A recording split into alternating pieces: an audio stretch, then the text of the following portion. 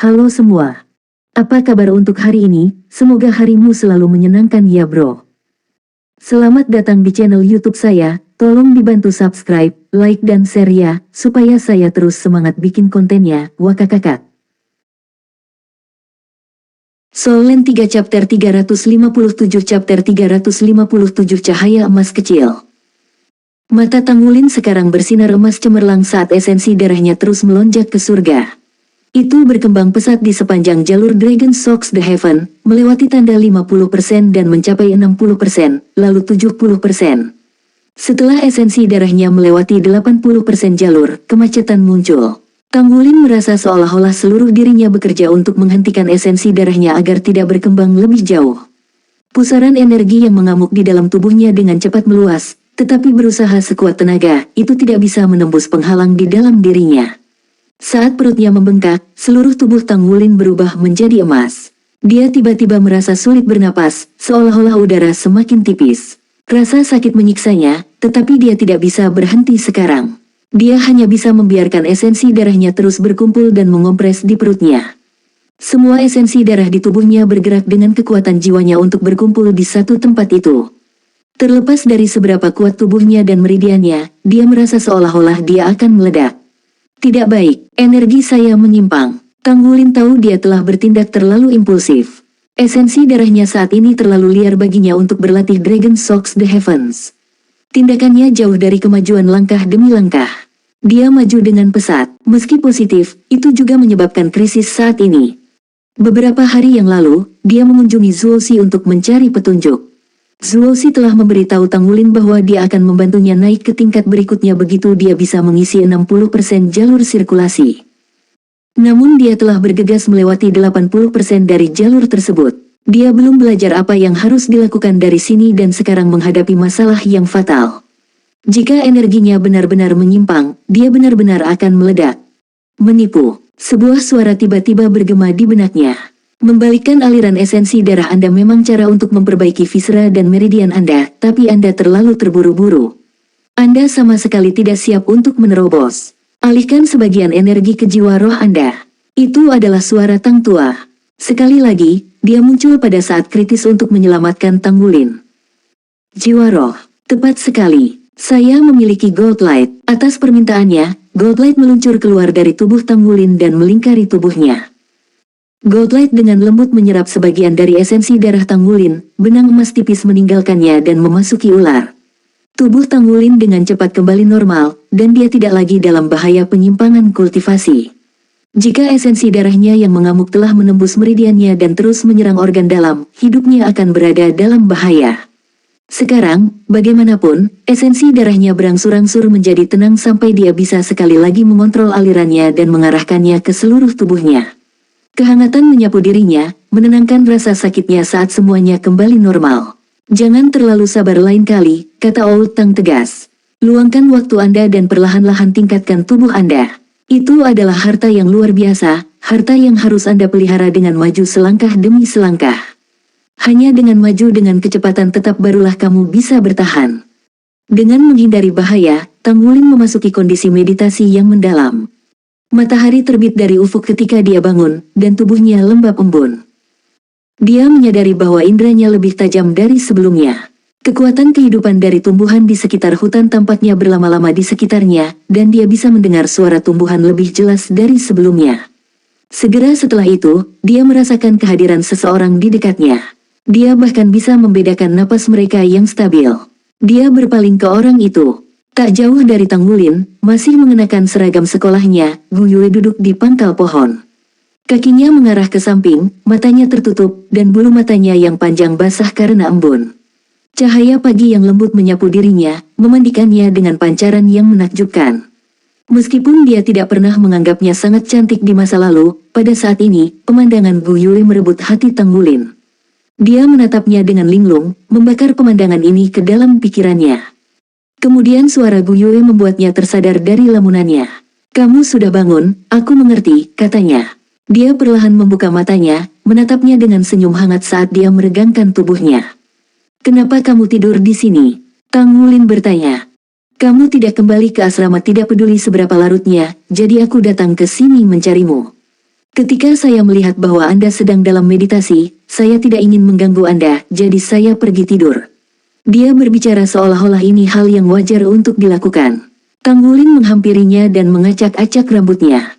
Ayo pergi, waktunya sarapan. Dia ingin berterima kasih padanya, tetapi untuk beberapa alasan dia tidak bisa mengerti, dia tidak ingin mengucapkan kata-kata itu. Setelah mereka kembali ke asrama, Tanggulin menghentikan rutinitas hariannya dan tidak melatih mata setan ungu. Sebagai gantinya, dia cepat-cepat mandi, sarapan, pergi ke kelas, lalu makan siang setelah kelas selesai.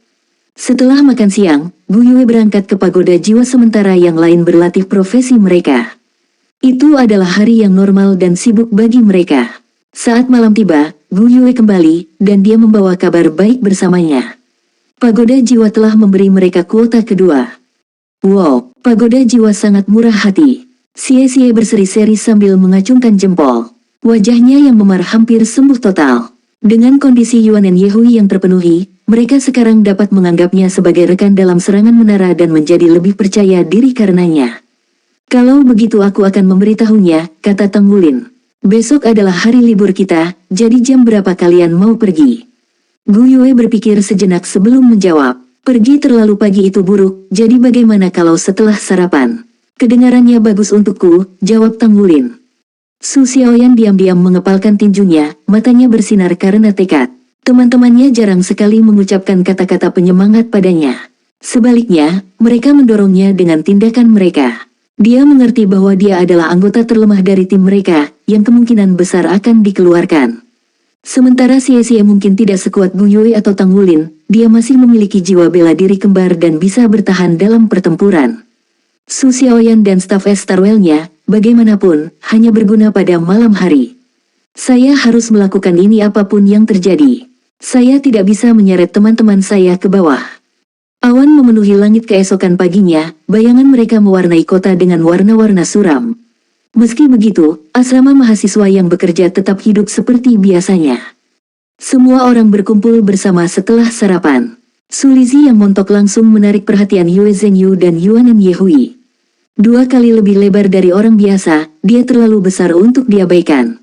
Yuanen Yehui berdiri di samping, jauh dari kelompok lainnya, dan terutama Yue Zhenyu.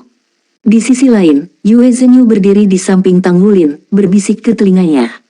Su Xiaoyan gugup saat dia berdiri di sana menunggu orang lain. Gu Yue, bagaimanapun, adalah definisi ketenangan. Xie tampak hampir sama cemasnya dengan Su Xiaoyan, tetapi untuk alasan yang sama sekali berbeda. Dia sesekali melirik Yuanen Yehui, tapi tidak pernah mengumpulkan keberanian untuk menghampirinya. Dia takut dipukuli sampai habis. Tanggulin bertepuk tangan 2 kali, menarik perhatian semua orang. Baik, karena semua orang ada di sini sekarang, ayo bersiap-siap untuk pergi. Hal pertama yang perlu kita lakukan adalah merencanakan pendekatan kita terhadap serangan menara hari ini. Apakah ada yang punya saran? Tanggulin memandang Yuanen Yehui. Dia adalah yang terkuat dari mereka semua dan bukan anggota tim biasa Tanggulin. Yuanen Yehui menggelengkan kepalanya. Saya tidak punya. Aku akan melakukan apapun yang kau suruh. Kalian hanya perlu membantuku terus mendaki menara setelah Su Xiaoyan mendapatkan jiwa rohnya. Tidak masalah. Tanggulin menoleh ke Yue Zhenyu. Bagaimana dengan kamu? Mempertimbangkan seberapa kuat mereka, baik Yuanen Yehui dan Yue Zhenyu memiliki kualifikasi untuk mengambil alih sebagai pemimpin. Sebelum Yue Zhenyu bisa mengucapkan sepatah kata pun, Yuanen Yehui menyela. Aku akan menerima perintah dari siapapun kecuali dia. Yue Zhenyu memelototinya. Namun, tepat ketika dia akan membalas, Tanggulin menariknya ke samping dan berbisik ke telinganya. Pipi Yuanen Yehui sedikit memerah saat melihatnya, lalu dia mengalihkan pandangannya. Yue Zhenyu menekan harga dirinya dan mendengus. Baik, Gulin, Anda mengambil alih komando. Bukankah Anda kapten tim Anda? Masalah ini menyangkut tim Anda, jadi saya akan melakukan apa yang diperintahkan. Tanggulin tersenyum dan mengangguk. Dia hanya perlu membisikkan giok perak ke telinga Yue Zhenyu untuk membuatnya tunduk. Tanggulin beruntung dalam beberapa hari terakhir dan berhasil menempa sepotong batu giok perak dengan tingkat harmoni lebih dari 90%. Dia segera memberikannya kepada Yue Zhenyu, tetapi belum meminta kompensasi. Inilah mengapa dia sangat mempercayai Yue Zhenyu sekarang, mengapa dia berani menjadi begitu percaya diri. Sebelum Tang Wulin bisa berbalik dan bertanya padanya, Su Lizzie melambaikan tangannya dengan acuh. Aku datang untuk bersenang-senang dengan kalian dan membantu. Soul Land 3 Chapter 358. Chapter 358 Hangat dan Lembut. Meskipun Su Lizzie berdiri di samping seperti anak domba yang tidak berbahaya, baik Yuan Yehui maupun Yue Zhengyu tidak berani meremehkannya.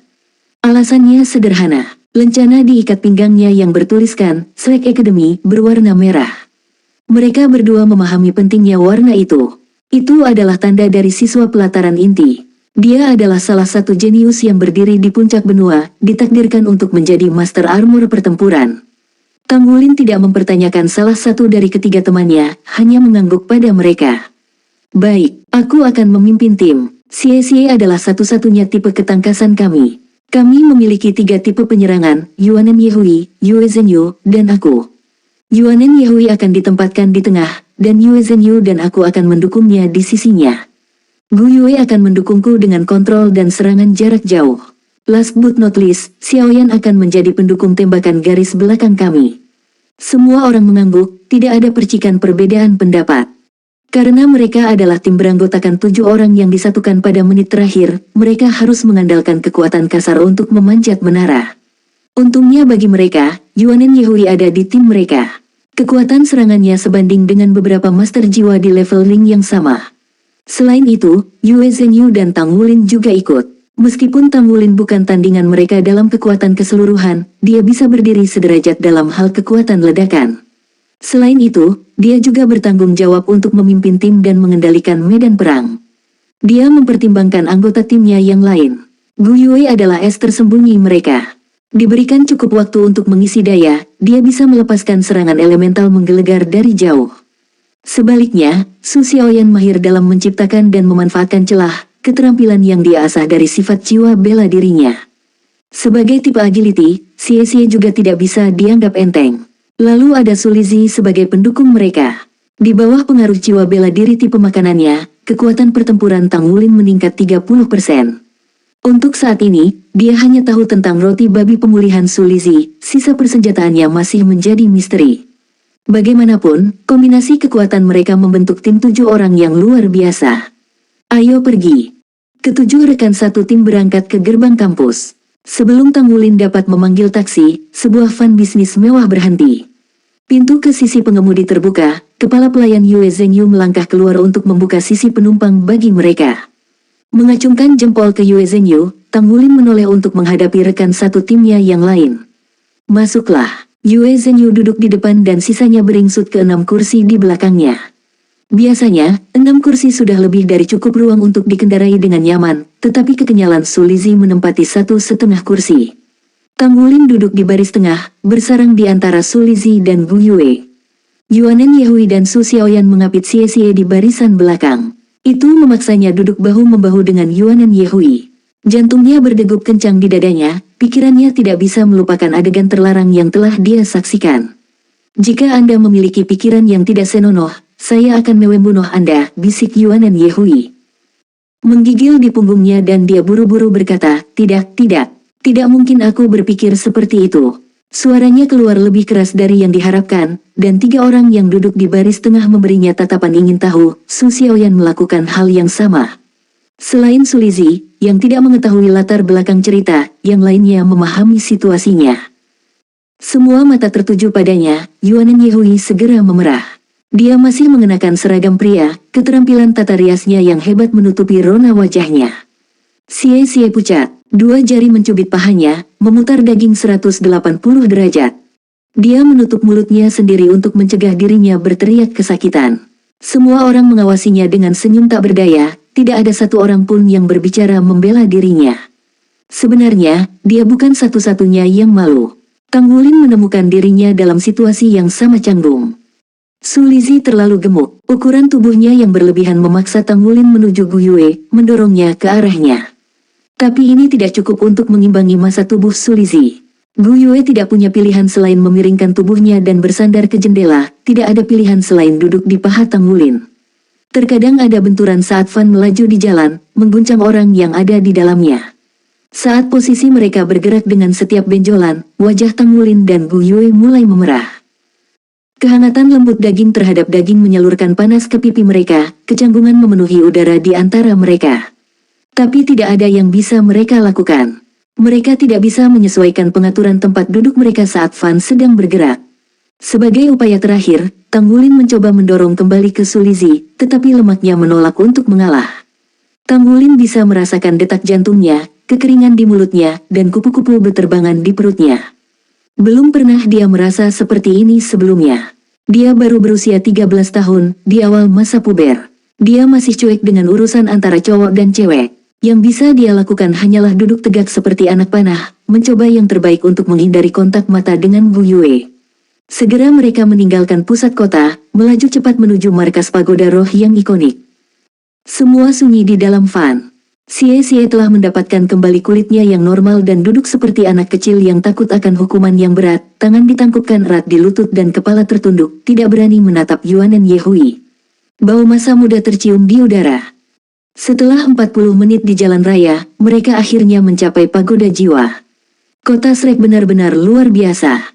Van itu melaju berhenti. Begitu pintu terbuka, Gu Yue meledak. Tanggulin masih bisa merasakan kehangatan di pahanya, dan aromanya bertahan. Tapi akhirnya dia punya ruang untuk bernapas. Dia menghela nafas lega saat dia keluar dari kendaraan. Pagoda jiwa berdiri tepat di depannya. Dia harus menjulurkan lehernya hanya untuk menikmati seluruh keindahannya. Meski begitu, dia tidak bisa melihat puncak pagoda. Separuh bagian atas bangunan itu menembus awan, hanya siluetnya yang samar-samar terlihat sejak saat itu dan seterusnya. Itu adalah citra surrealis baginya. Mengikuti tindakannya, yang lainnya turun satu demi satu. Mereka yang mengunjungi markas pagoda roh untuk pertama kalinya juga terperangkap dalam keadaan kagum. Ini adalah lokasi otoritas absolut di benua.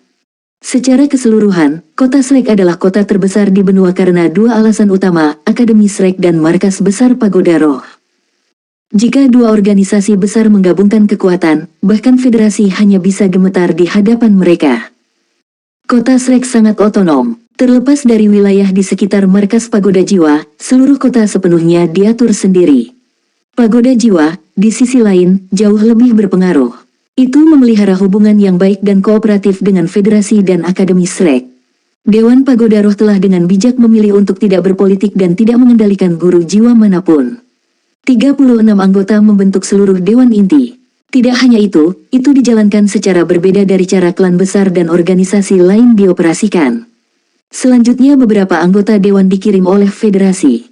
Meskipun banyak master jiwa bergabung dengan pagoda roh, inti kekuatan di bawah komandonya berjumlah kurang dari 3.000. Ditambah dengan kemajuan teknologi jiwa, para master jiwa ini bukanlah ancaman bagi federasi. Dengan demikian, federasi dan pagoda jiwa berbagi hubungan yang bersahabat. Pendiri Spirit Pagoda, Spirit Ice Doulo Huo Yuhao, mendirikan sistem dewan yang memungkinkan Spirit Pagoda bertahan selama 10.000 tahun. Dan sekarang berdiri sebagai salah satu kekuatan terbesar di benua itu. Tidak ada yang tahu seberapa dalam fondasi Akademi Shrek dan kekayaan Spirit Pagoda serta jumlah masternya bisa ditebak siapapun. Soul Land 3 Chapter 359. Chapter 359 memasuki menara. Tidak ada yang tahu seberapa dalam fondasi Akademi Shrek berjalan, dan tidak ada yang tahu seberapa kaya atau berapa banyak master yang dimiliki pagoda roh. Gu Yue, di mana menara jiwa roh? Tanggulin bertanya. Tidak ada jejak kecanggungan dari perjalanan mobil yang panas. Ada di dalam markas, kata Gu Yue. Ini sebenarnya bukan bangunan fisik. Pikirkan virtual. Teknologi yang digunakan untuk membuatnya bahkan lebih maju daripada yang digunakan untuk platform kenaikan roh. Menara ini adalah salah satu aset terpenting pagoda jiwa. Ikuti saya semuanya. Mereka menaiki tangga menuju pintu masuk. Setelah mendaftarkan identitas mereka, mereka bisa melangkah masuk. Kapan masuk ke markas Spirit Pagoda menjadi begitu cepat? Mereka benar-benar meningkatkan efisiensinya. Seru Yue Zhenyu. Tanggulin melirik Gu Yue. Dia ingat dia menunjukkan lencana pada anggota staf saat mereka mendaftar. Lantai pertama adalah aula megah yang lebih besar daripada cabang pagoda roh lainnya yang pernah dikunjungi Tanggulin. Mural menutupi dinding, membentang di sepanjang langit-langit berkubah. Meskipun mural-mural ini tidak terlalu mencolok, namun melalui jumlah yang banyak mereka menggambarkan kisah epik dari zaman yang sudah lama berlalu. Tanggulin berbalik di tempatnya saat dia mencari mural yang memulai kisah itu. Dia melihatnya beberapa saat kemudian. Itu tergantung di atas tengah langit-langit berkubah, mata raksasa dengan warna yang tidak bisa diungkapkan Tang Wulin dengan kata-kata. Sekilas pandang dan seolah-olah itu menyedot jiwa seseorang. Mata roh, apakah itu jiwa bela diri Spirit Ice Douluo? Setiap mural di markas Spirit Pagoda menggambarkan pemandangan dari legenda Spirit Ice Douluo. Tang Wulin dapat melihat Akademi Shrek di antara karya seni. Ini tidak mengejutkannya karena The Spirit Ice Douluo awalnya adalah siswa Akademi Shrek. Mural-mural tersebut merekam semua pencapaian besarnya. Muralnya indah. Lihat, itu istri Spirit Ice Douluo, Dragon Butterfly Tang Wutong. Su Xiaoyan menunjuk ke sebuah lukisan dinding. Legenda mengatakan bahwa bersama dengan Spirit Ice Douluo, mereka memiliki total 4 keterampilan fusi jiwa yang luar biasa.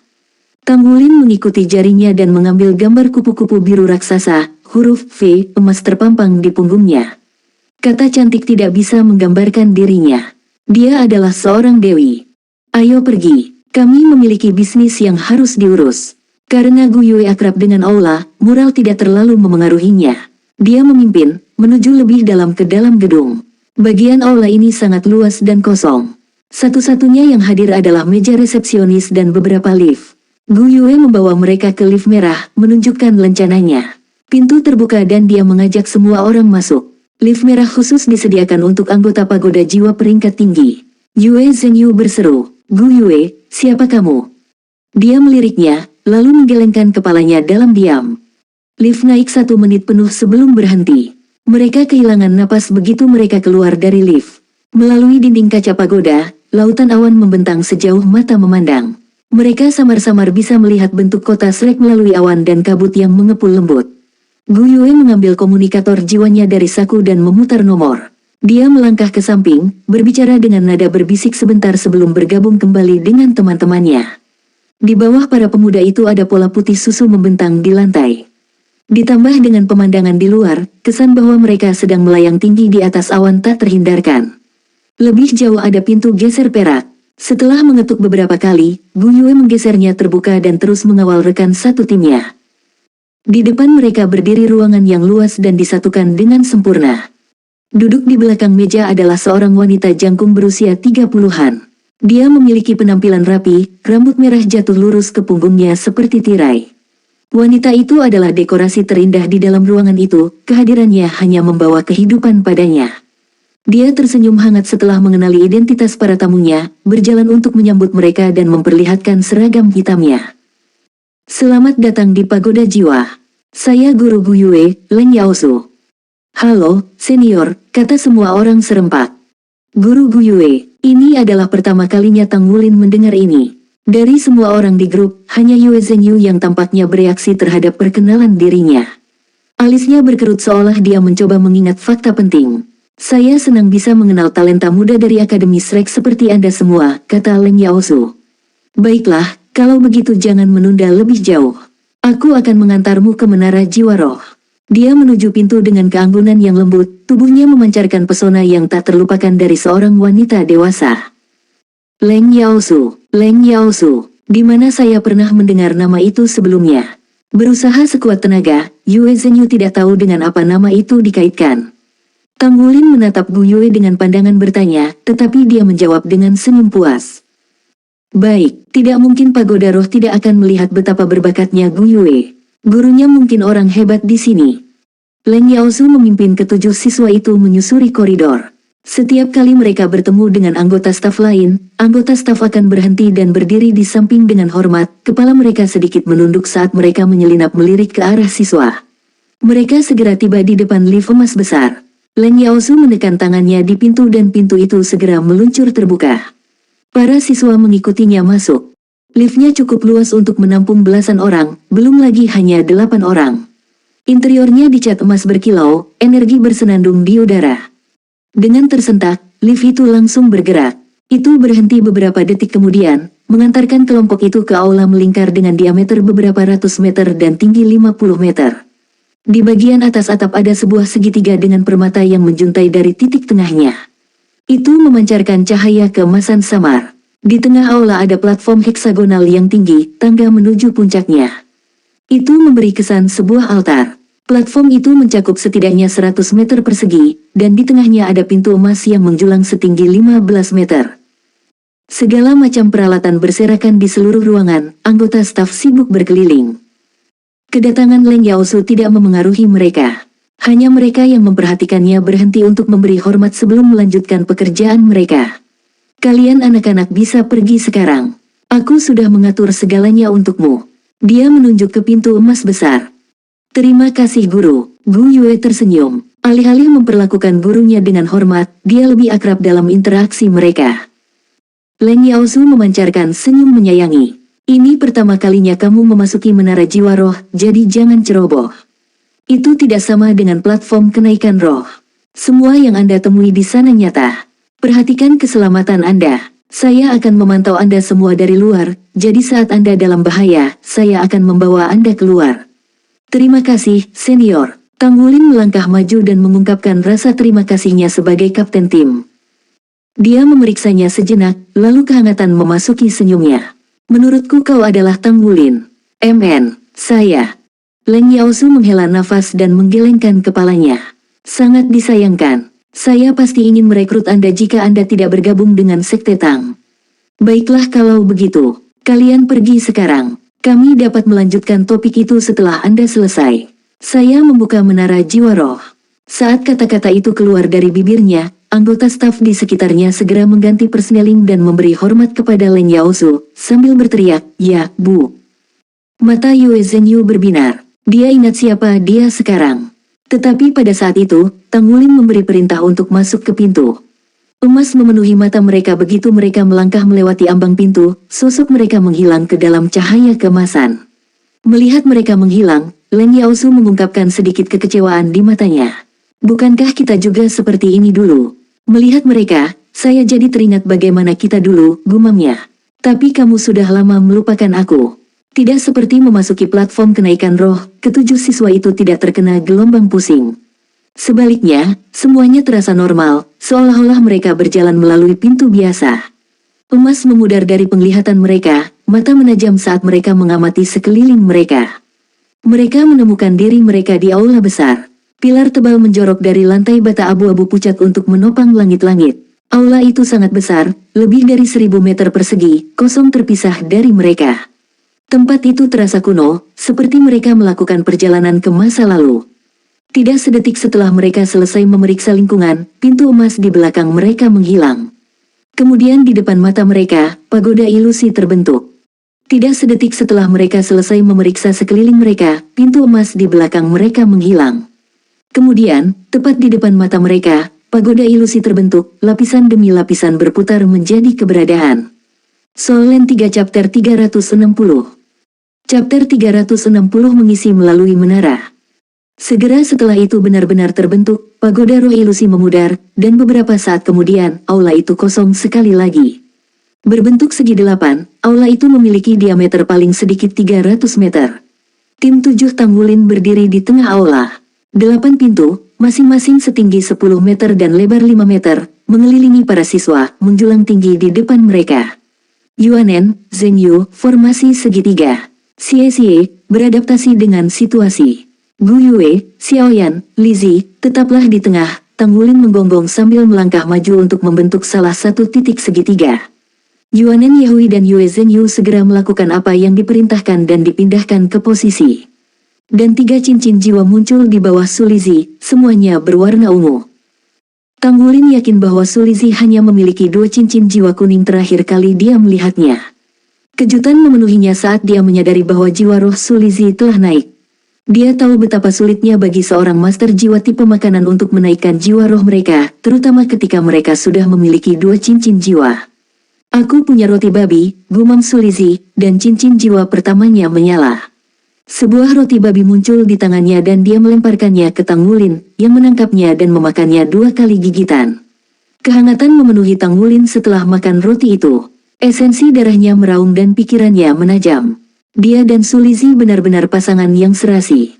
Sulizi melafalkan mantra beberapa kali lagi dan membagikan roti kepada anggota tim lainnya. Roti babi ini memulihkan stamina dan kekuatan jiwa mereka, serta memberikan beberapa penyembuhan dasar. Tanpa melihat kembali ke Sulizi, Tang Wulin memberinya acungan jempol.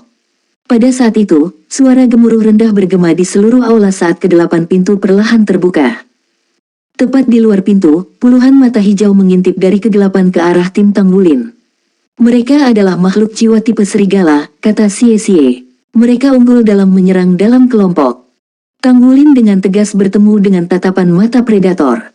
3 cincin jiwanya yang ungu terangkat sementara rumput blue silver mulai mengerumuni tanah di sekitarnya, dengan cepat merayap keluar untuk menutupi radius sekitar selusin meter. Pertahankan kekuatan jiwa Anda. Kami tidak akan memiliki kesempatan untuk beristirahat saat kami memanjat menara, kata Gu Yue. Ini adalah pertama kalinya semua orang di sini. Bahkan Yue Zhenyu tidak memiliki kekuatan untuk berpartisipasi dalam serangan menara ketika dia mendapatkan jiwa pertamanya. Tidak ada seorang pun dalam rentang usia 3 tahun yang bisa membantunya, jadi tidak ada gunanya dia mencoba saat itu. Setelah membagikan roti babi, Su Lizhi duduk di lantai dan mulai bermeditasi. Dia bukan pejuang. Terlepas dari itu, Tang Wulin tidak diragukan lagi benar mengundang Su Lizhi. Meskipun dia tidak bisa bertarung, dukungannya akan membuat mereka bertahan lebih lama dan menunjukkan lebih banyak kekuatan. Soulbeast mulai keluar dari pintu, serigala dengan bulu hijau tua dan mata zamrud. Mereka adalah serigala angin, sejenis makhluk jiwa yang biasanya ditemukan di hutan. Terlepas dari kenyataan bahwa tidak satupun dari mereka yang kuat sendirian, mereka menakutkan dalam kelompok. Kekuatan mereka terletak pada jumlah mereka dan bagaimana mereka tidak takut mati. Mereka akan menyerang sampai mereka atau mangsanya dimusnahkan. Lebih dari 100 serigala angin mengepung tim Tang Wulin. Serigala perlahan-lahan mengelilingi 7 siswa, secara bertahap semakin dekat. Ini hanyalah lantai pertama dari Menara Jiwa Roh, dan mereka mulai memahami tantangan macam apa yang menunggu mereka sekarang. Tetap kembali, semuanya. Gu Yue dan aku akan mengurus ini, kata Tang Wulin. Yuanen Yehui berdiri diam sementara Yue Zhenyu menarik cincin jiwanya. Untuk maju sejauh mungkin, mereka harus bekerja sebagai tim dan memanfaatkan kekuatan satu sama lain. Serigala-serigala itu semakin mendekat, tetapi belum menembus wilayah rumput blue silver Tang Wulin. Mereka terus mengawasi dari perimeter, dengan sabar menunggu kesempatan untuk menerkam. Ketujuh orang yang membentuk tim Tang Wulin tetap tidak bergerak. Pertempuran akan dimulai saat kedua belah pihak mengambil tindakan. Tang Wulin memandang serigala dengan jijik, dan rerumputan blue silver tiba-tiba bergerak, melesat seperti ular berbisa dan mengikat beberapa serigala. Rerumputan kemudian menarik serigala ke arah Tang Wulin. Dinding bumi meletus dari tanah, melindungi semua orang kecuali Tang Wulin, dan serigala yang menerkam menabraknya. Seolah-olah dia baru saja menusuk sarang lebah, serigala-serigala itu langsung bereaksi, mengerumuninya dengan serangan ganas. Serigala angin memiliki kemampuan bawaan untuk menyerang dengan bilah angin, dan dalam sekejap mata, ratusan bilah angin berselang-seling menebas dinding bumi. Sebagian besar serigala, bagaimanapun, berfokus pada Tang Wulin, dan meskipun dia tidak dilindungi oleh tembok bumi pertama, yang lain muncul untuk melindunginya dari angin yang mengiris. Dia mendorong tangannya ke dinding raksasa itu dan mengangkatnya ke udara, menggunakannya seperti perisai melawan serangan gencar. Semua serigala angin menerkam Tang Wulin pada saat yang sama, tetapi cincin jiwa keduanya menyala. Tombak dari rumput blue silver menusuk yang terdekat di udara. Banyak dari serigala yang melalui perut mereka tertusuk tombak rumput, dan semuanya menjadi kaku saat disambar. Pada saat yang sama, cahaya es meledak dari tengah dinding bumi, melesat 3 meter ke udara dan meledak menjadi badai es bergerigi yang tak terhitung jumlahnya.